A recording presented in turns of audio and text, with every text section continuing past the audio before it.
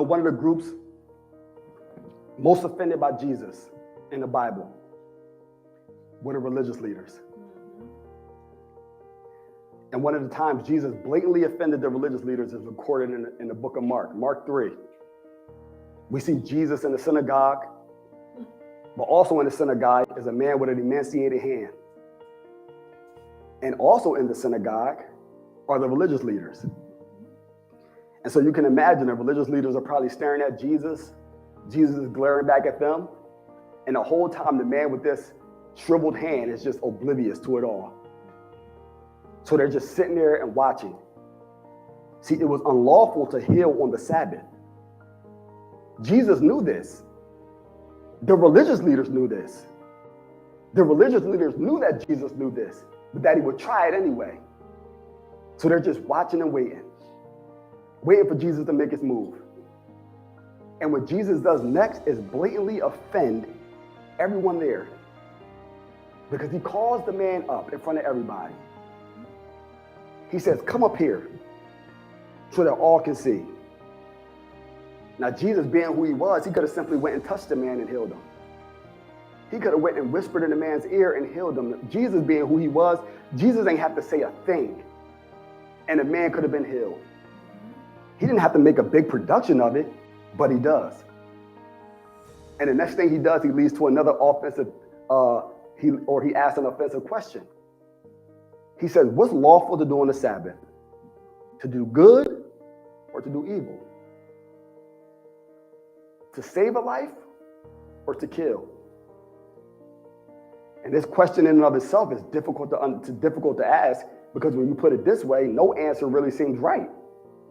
Right? No answer seems right. So this is the offensive question Jesus asked the Pharisees and the religious leaders at this time. And understand, this was offensive because the Pharisees had come to practice the Sabbath and adore the Sabbath. And they tried to uphold the Sabbath for many generations.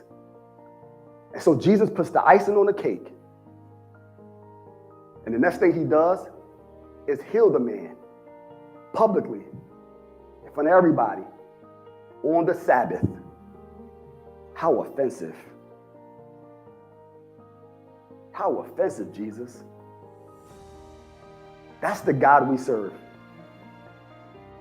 Jesus had the nerve to heal on the Sabbath, knowing it was unlawful. How offensive. Jesus said that I and my God are one, which means that we are equal. So for everyone who heard him say this, became offended by it. Because for Jesus to equate himself with God the Father is offensive. It's offensive. The gospel itself is one of the most offensive things on earth. It's one of the most offensive things in this world, because the central offense is the claim that Jesus is the only way to God.